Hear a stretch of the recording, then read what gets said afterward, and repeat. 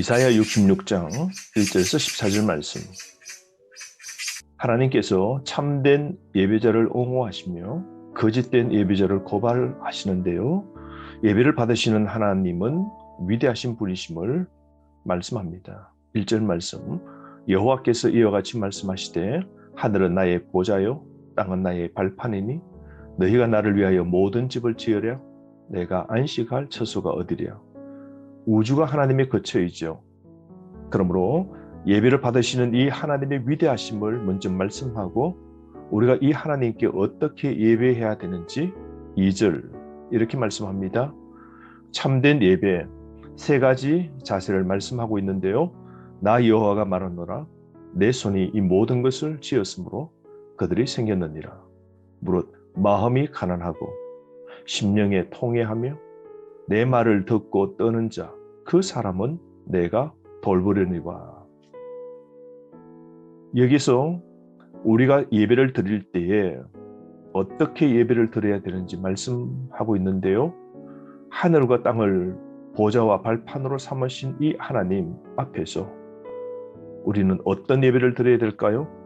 참된 예배의 태도는 첫 번째, 가난한 마음으로 나아가는 겁니다. 심령이 가난해야 되죠. 겸손하게 오직 하나님의 은혜만 구해야 됩니다. 두 번째로 통회하는 심령으로 나아가야 되는 것이죠. 죄악을 깊이 인식하고 회개하는 통회의 마음이 있어야 됩니다. 세 번째로 말씀을 인하여 떨며 나아가야 됩니다. 말씀을 주의 깊게 경청해야 됩니다. 신령과 진정으로 하나님 앞에 예배드려야 되죠. 이것이 바로 참된 예배의 세 가지 태도입니다. 귀한 백성들이 새 성전에서 예배 드릴 것을 내다보시면서 하나님께서 원하시는 참된 예배를 오늘 밝히고 있는 것이죠. 여러분 요즘 예배 드릴 때 어떻게 예배 드립니까? 오늘 이 세 가지의 자세가 참된 예배라고 한다면 내가 드리는 예배는 몇 점이 될까요? 다시 한번 기억합시다. 가난한 마음으로 나아가며 통회하는 심령으로 나아가며 말씀을 인하여 떨며 말씀을 사모하는 심령으로 나아가는 바른 자세가 있기를 바랍니다. 하나님은 이처럼 참된 예배를 받으시지만 반대로 거짓된 예배, 우상 숭배자들의 예배를 하나님은 멸하시죠. 3절과 4절이 바로 거짓된 예배의 자세인데요. 영원한 승리가 있기 전 원수들에 대한 최후 심판을 하나님이 하실 터인데요. 이들은 형식적으로 제사를 드립니다. 이런 예배는 하나님이 받지 않으시죠. 듣지도 받지도 않으십니다. 자기 뜻대로 예배를 하는 것이죠. 3절 하반절 말씀, 그들은 자기의 길을 택하며 그들의 마음은 가정한 것을 기뻐한적이라고 그럽니다. 아무런 의미가 없는 겁니다. 하나님은 이런 예배를 받지 않으십니다.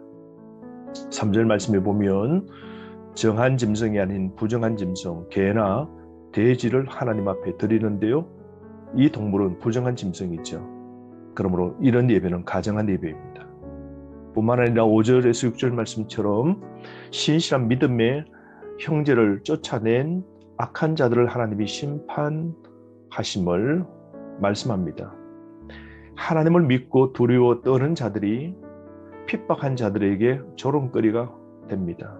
그러나 후일에 핍박자들이 수치를 당하도록 하나님이 심판하실 겁니다. 이 말씀대로 BC 586년 멸망을 앞두고 하나님이 표현하시는데요. 5절 하반절에 그들은 수치를 당하리라 하셨느니라. 유다 나라는 BC 586년에 하나님 앞에 완전히 심판당하여 수치를 겪었죠. 6절 말씀에 보면 성전 짓고 귀환한 자들이 기뻐할 때 원수는 하나님의 심판을 당하게 됨을 말씀하고 있습니다. 이런 상황 속에서도 하나님은 또 우리에게 약속하시는 것이 시온의 구원을 약속하십니다. 7절부터 14절 말씀인데요. 7절 말씀에 보면 시온의 나라가 순탄하게 세워질 것인데요. 시온의 자녀 출산에 대해서 말씀하고 있습니다. 7절 시온은 진통을 하기 전에 해산하며 고통을 당하기 전에 나마를 낳았으니 라고 그러죠. 이스라엘은 자신들의 수고 없이, 진통 없이, 공로 없이 바사왕 고레스의 칙령에 의해 해방되었습니다. 순식간에 나라와 민족이라는 자녀를 낳을 수 있었던 건 오직 하나님의 섭리와 계획이었죠. 9절 말씀, 여호와께서 이르시되 내가 아이를 갖도록 하였은즉 해산하게 하지 아니하겠느냐? 내 하나님이 이르시되 나는 해산하게 하는 이인즉 어찌 태를 닦겠느냐 하시니라. 교회도 오직 예수 그리스도의 공로로 탄생되어 수많은 백성들을 구하고 있지 않습니까? 교회가 존재할 수 있도록 하나님께서 계획하셨고 하나님의 섭리로 이 땅에 교회가 생기게 된 것이죠. 교회를 통하여 구원받게 된 건 전적 하나님의 은혜입니다. 유다 백성들이 바벨론 손에서 구원받게 된 것도 전적 하나님의 은혜인 것이죠. 그러므로 시온은 하나님이 책임지시는 겁니다. 10절에서 11절 말씀 보시면 슬퍼하는 자들의 기쁨인데요. 새 예루살렘에서 누리게 될 기쁨과 위로와 평강을 말씀합니다. 10절 말씀, 예루살렘을 사랑하는 자들이여 함께 기뻐하라, 함께 즐거워하라, 성의 기쁨으로 말미암아 그 성과 함께 기뻐하라. 11절 말씀, 그 영광의 풍성함으로 말미암아 즐거워하리라. 오늘도 여러분 말씀에 신령한 저절로 풍성한 은혜를 하나님께서 누리게 하심을 기억합시다.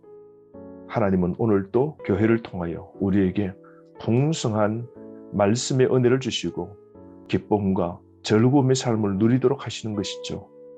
복음은 우리를 기쁘게 하는 것이죠. 복음은 우리를 살리는 겁니다. 뿐만 아닙니다. 12절에서 14절 말씀에 보면 위로받는 시온입니다. 환난이 끝나고 회복되는 날에는 완전한 번영과 넘치는 영광을 누리도록 하시는 겁니다. 12절 말씀, 그에게 평강을 강같이 영광을 넘치는 시내같이 그 성읍에 젖을 빨 것이며 너희가 옆에 안기며 그 무릎에서 놀 것이라. 여러분 오늘도 하나님만이 우리에게 넘치는 평강의 은혜를 주시는 겁니다. 13절 말씀, 내가 너희를 위로할 것인즉 이라고 말씀하죠. 여러분 진정한 우리의 위로자는 하나님이십니다. 그러므로 생명력을 회복하고 활기를 찾고 기쁨과 즐거움을 누리게 될 것은 하나님의 덕분입니다. 이걸 잊지 말아야 됩니다. 14절 말씀, 너희가 이를 보고 마음이 기뻐서 너희 뼈가 연한 풀의 무성함 같으리라. 여호와의 손은 그의 종들에게 나타나겠고 그의 진노는 그의 원수에게 더하리라. 새 예루살렘의 번영, 회복은 하나님의 손, 하나님의 능력의 역사 때문이죠. 경건한 자에게 하나님은 복 주시고 원수들은 심판하십니다. 오늘도 하나님의 손이 우리에게 있습니다. 이미 교회를 통하여 주신 이 복음 안에서 우리 모두가 함께 기뻐하고 즐거워하는 삶을 누리면 좋겠습니다. 마치 산모가 아이에게 젖을 빨게 하듯 말씀과 복음을 통하여 우리에게 풍성한 은혜를 주시는 이 평강의 은혜를 마음껏 누리는 저와 여러분 되기를 바랍니다. 오늘 하루 말씀으로 승리하십시오.